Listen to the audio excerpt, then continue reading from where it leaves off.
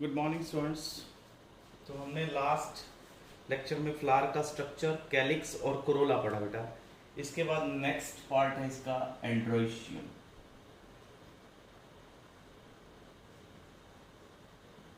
एंड्रोइशियम यानी male part.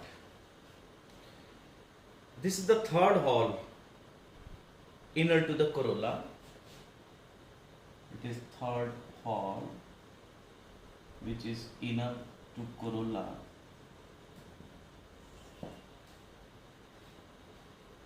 इसमें एक इंडिविजुअल को क्या कहेंगे, जैसे ये स्ट्रक्चर है बेटा,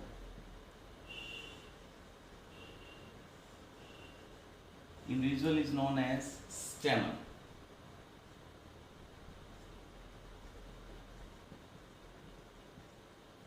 individual is called as stamen. ये मेल रिप्रोडक्टिव ऑर्गन को रिप्रेजेंट करता है फ्लावर के अंदर। It represents male reproductive organ. इसके बाद बेटा हर स्टेमन के पास दो पार्ट है, एक तो ये फिलामेंट और साथ में है ये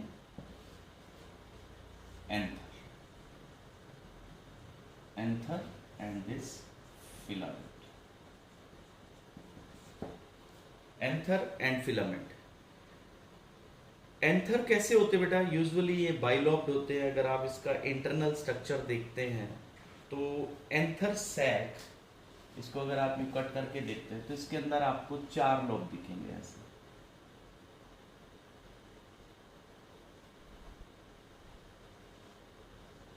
यहां ये ऐसा स्ट्रक्चर होता है इस तरह। इसमें बेटा पोलन सैक्स होंगे 4। तो यूजुअली एंथर कैसा होता है? बाइलोब्ड, और इसमें 4 पोलन सैक्स होते हैं। अभी डिटेल में पढ़ेंगे बेटा इसका इंटरनल स्ट्रक्चर कि पोलन कैसे बनते हैं। But sometimes it may have 1 lobe and 2 microsporangia. Pollen sacs जो हैं दे आर माइक्रो स्पोरेंजिया। इसके बाद है बेटा जो फिलामेंट कनेक्ट करता है ये this connecting filament usually called as connective.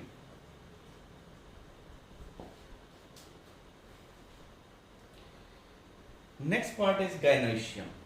तो हमने फ्लावर के अंदर सबसे पहले क्या पढ़ा बेटा? कैलिक्स, फिर कोरोला, फिर हमने पढ़े बेटा स्टेमन, और अब लास्ट में हमने पढ़ने पिस्टिल और you can say them carpels. Gynoecium central part बेटा। This is the 4th and last hole of the floral appendix. It's 4th hole. It is like this.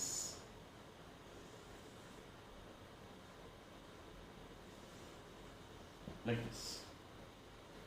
So this part, floral appendix, it is called as carpels. Gynoecium. Each carpel resembles a leaf in having 3 vascular traces. Gynoecium जो होता है बेटा ये female reproductive organ को represent करता है। It represents female reproductive organ। और इसमें नीचे जो सोलन पार्ट है this is called as ovary, जो अल्टीमेटली फ्रूट में कन्वर्ट होगी। ट्रू फ्रूट्स के केस में आपने +1 में पढ़ा है। और इससे ऊपर बेटा स्टिग्मा, रिसेप्टिव स्पोर जो है, जो पोलन को रिसीव करता है, stigma, and this tube-like structure which is called as style. This is the connection between stigma and ovary, style. तो ये पार्ट्स थे बेटा फ्लावर के, जिसमें male, female, calyx, corolla, essential, non essential, ये सब पार्ट्स आपने, मॉर्फोलॉजिकल पार्ट्स हमने देख लिए हैं। अब हमने बेटा प्री फर्टिलाइजेशन स्ट्रक्चर और फ्लावर में जो इवेंट्स हैं वो देखने हैं। मींस फ्लावर के अंदर फर्टिलाइजेशन से पहले क्या क्या चेंजेस आते हैं। फर्टिलाइजेशन इनमें कब होती है, आपने लोअर क्लासेस में पढ़ा है कि जैसे ये फीमेल पार्ट है बेटा, इसके स्टिग्मा के ऊपर यहाँ पोलन ग्रेन रिसीव होता है, पोलन ट्यूब बनती है, पोलन ट्यूब मेल गैमेट्स को कैरी करती है और यहाँ पे फर्टिलाइजेशन होगी। तो इस फर्टिलाइजेशन से पहले के इवेंट्स, फर्टिलाइजेशन से पहले क्या क्या इवेंट्स होते हैं, एक तो गैमेटोजेनेसिस होता है बेटा, गैमीट्स बनने का प्रोसेस। तो प्री फर्टिलाइजेशन इवेंट्स में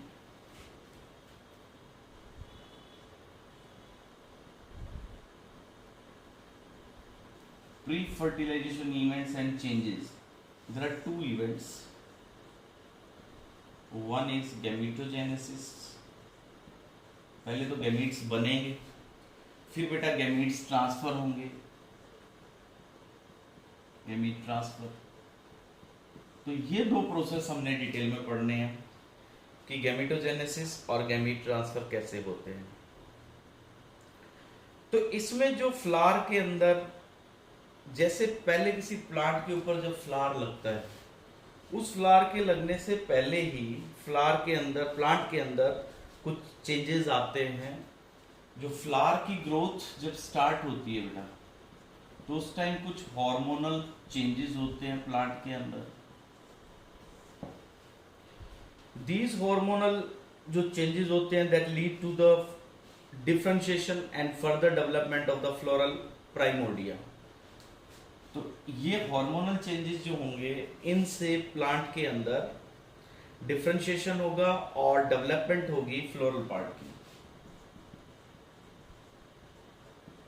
differentiation and development of floral primordia means initially जब प्लांट के अंदर फ्लावर की ग्रोथ स्टार्ट होगी, तो वो ग्रोथ कब स्टार्ट होगी, जब उसमें कुछ हार्मोनल चेंजेस आएंगे।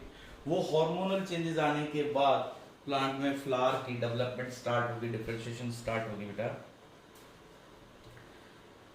अब हमने देखना है मेल रिप्रोडक्टिव पार्ट कैसे ग्रो करता है, यानी एंड्रोशियम पार्ट फ्लावर के अंदर किस तरह से ग्रो करेगा।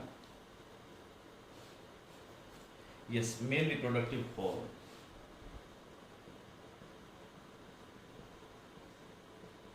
जो थर्ड वॉल पढ़ा हमने, एंड्रोशियम। तो पहले हम मेल पार्ट की डेवलपमेंट देखते हैं, फिर बेटा फीमेल की, फिर पोलिनेशन, फिर फर्टिलाइजेशन, फिर सीड एंड फ्रूट फॉर्मेशन। ये चीज़ें हमने इस चैप्टर में, ये टॉपिक्स हमने पढ़ने हैं। तो जो स्टेमन बनता है बेटा, स्टेमन विच इज एक्चुअली माइक्रोस्पोरोफिल,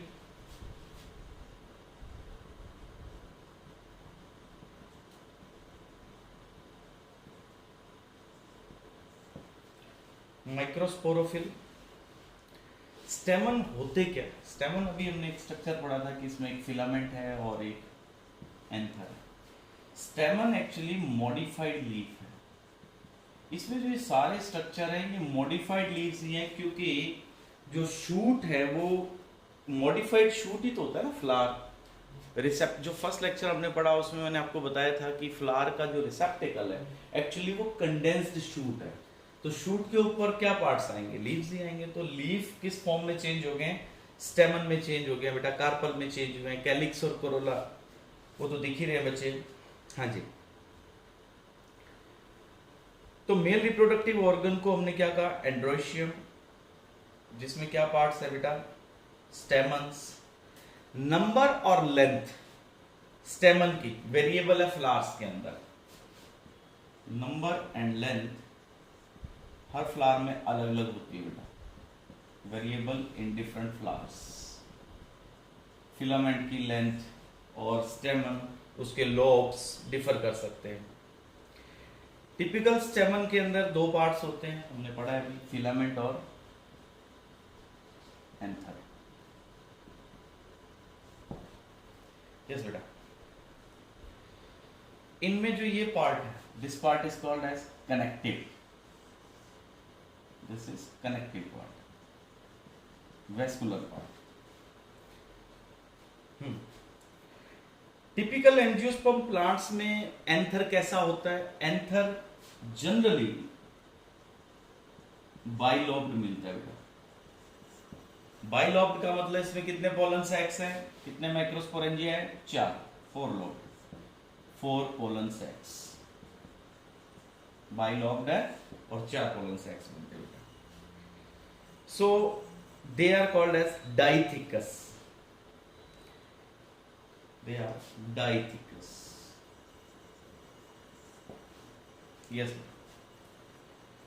अब इसके बाद इसका अगर इंटरनल स्ट्रक्चर देखते हैं एंथर का, तो एंथर में हमें ऐसा स्ट्रक्चर दिखता है बच्चों। ये डायग्राम आपने ड्रॉ करके देखना बच्चे, जो अब हम ड्रॉ करने जा रहे हैं, ये डायग्राम आप सबने ड्रॉ करना है।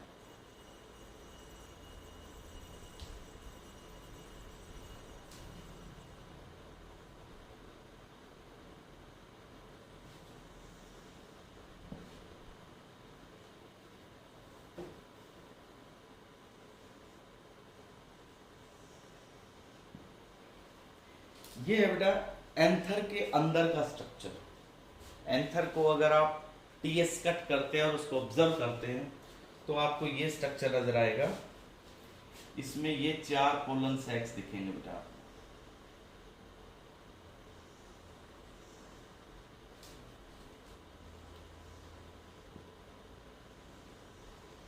यहाँ तो इसको इमेजिन कर सकते हो आप कि ये ऐसा स्ट्रक्चर था, आपने इसको ऐसे कट किया तो ये ऐसा रह गया बेटा।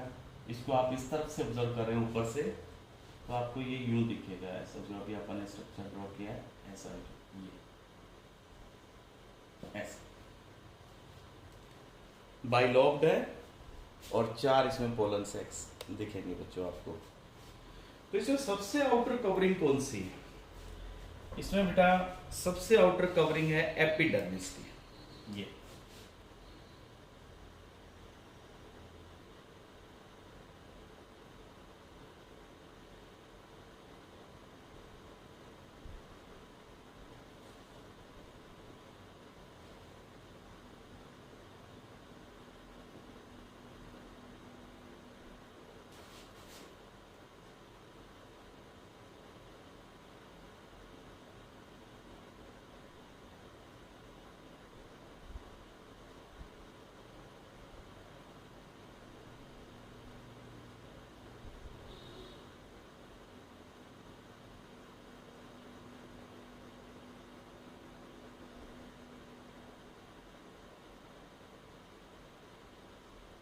ये इसके बाद आपको नेक्स्ट लेयर दिखेगी बेटा, सेकेंड जो लेयर है, इसके बाद लेयर है बेटा एंडोथीशियम की।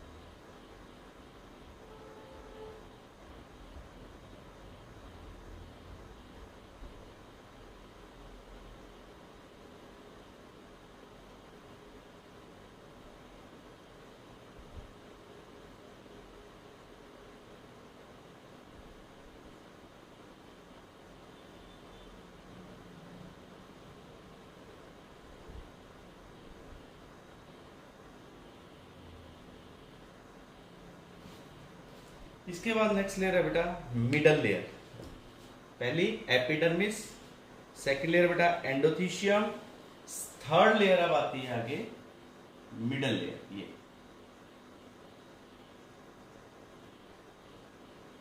ये middle layer 2 to 3 cells thick होती है किसी भी टिपिकल स्टेमन में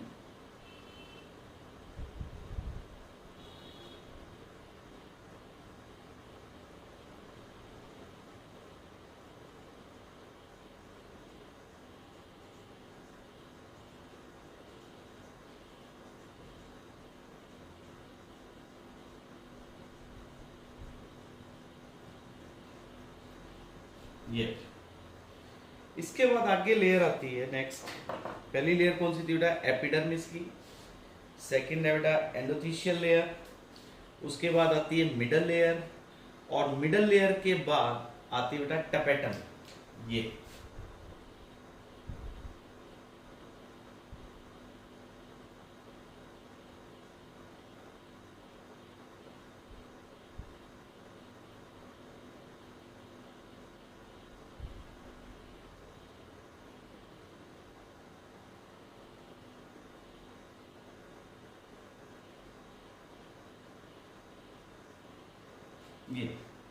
टपेटम के बाद अंदर जो सेल्स हैं, देखो first of all epidermis, second is endothecium, third middle layer, fourth tapetum, और टपेटम के बाद जो अंदर इसके सेल्स हैं they are microspore mother cells. यहाँ ये जो ग्रीन कलर में मैं बना रहा हूं they are microspore mother sales.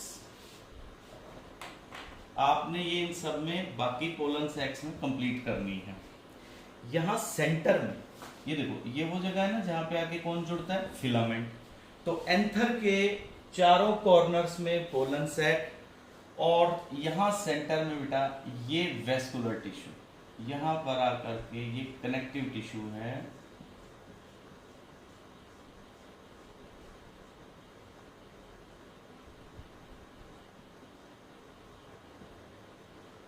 ये थोड़ी सी अलग सेल्स ड्रॉ करनी है आपने।